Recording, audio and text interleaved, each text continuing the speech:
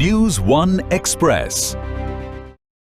நாகப்பட்டினம் மாவட்டம் நாகூர் ரயில் நிலையத்தில் செய்தியாளர்களை சந்தித்த தெற்கு ரயில்வே பயனாளர் ஆலோசனைக் குழு உறுப்பினர் ஜாஃபர் அலி கூறியதாவது, இந்திய ரயில்வே அமைச்சர் அஸ்வினி வைஷ்ணவ் ஜூலை 15, 2026க்குள் முற்றிலும் புனரமைக்கப்பட்ட மற்றும் மேம்படுத்தப்பட்ட புதிய IRCTC இணையதளம் தொடங்கப்படும் என்று அறிவித்துள்ளார்.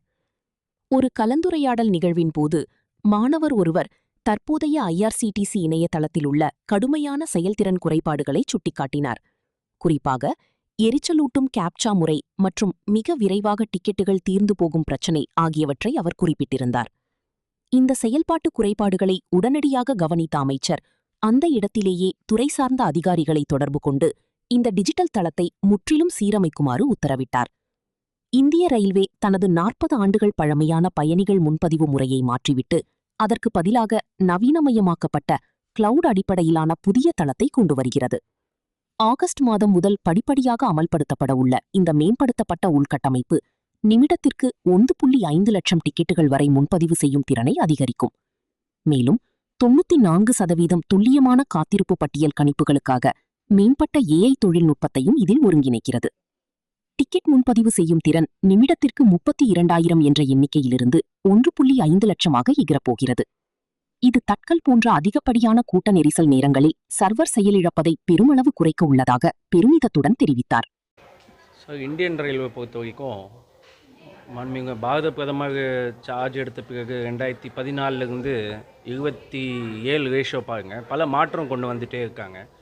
குறிப்பாக ஒரு பேசஞ்சர்ஸ்க்கு முக்கியமான ஒரு சந்தோஷமான செய்தி, union railway minister Ashwini Vaishnawji நேற்று ஒரு ஃபங்க்ஷனில் அட்டென்ட் பண்ணும்போது ஸ்டூடெண்ட்ஸ் கோரிக்கை வச்சாங்க, IRCTC ஆப் அப்கிரேஷன் பண்ணோன்னு சொல்லி. உடனே அந்த கோரிக்கை ஏற்றி இமீடியட்லி என்ன பண்ணாங்க, அங்கேயே ஸ்பாட்லேயே ஆஃபீஸர்ஸ்க்கு ஃபோனில் ஆர்டர் இஷ்யூ பண்ணி ஜூலை 15 IRCTCயோட புது ஆப்பு மத்திய அரசு குறிப்பாக மினிஸ்ட்ரி ஆஃப் ரயில்வே அறிவிக்க போகிறாங்க. மக்கள் மத்தியில் ரொம்ப நல்ல வரவேற்பு.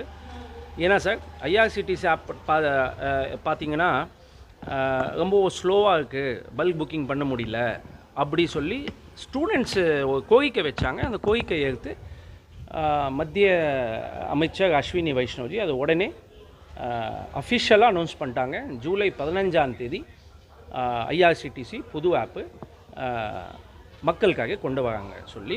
அது இல்லாமல் சார், நம்மளுக்கு கிடைச்ச தகவல் சில ஆஃபீஸர்ஸ் மூலமாக ஆகஸ்ட்டுக்குள் பேசஞ்சர் ரிசர்வேஷன் சிஸ்டம் PRS சொல்லுவாங்க, அதுவும் அப்கிரேஷன் ஆல்மோஸ்ட் முடிகிற ஸ்டேஜில் இருக்குது. இதுக்கு என்ன ஒரு ப்ளஸ் பாயிண்ட்னா, பேசஞ்சர் ரிசர்வேஷன் சிஸ்டம் இப்போது ஒரு நிமிஷத்துக்கு இந்தியா முழுவதும் 1.5 லட்சம் டிக்கெட் புக் பண்ணலாம். இது மக்கள் கேட்ட உடனே ரொம்ப சந்தோஷம். ஒரு நிமிஷத்துக்கு இந்தியாவில் 1.5 லட்சம் டிக்கெட் புக் பண்ணலாம். சர்வர் ஸ்லோ ஆகாது. ஏன்னா 40 இயர்ஸ் முன்னாடி இருந்த ஒரு விஷயம் இப்போது அது எடுத்துகிட்டு புது அப்டேட் AI 5G 6G ஸ்பீடில் அப்டேட் கொண்டு வந்துட்டு மத்திய அரசு அஸ்வினி வைஷ்ணவ்ஜி அஃபிஷியலாக அதுக்கு அனௌன்ஸ் பண்ணுவாங்க.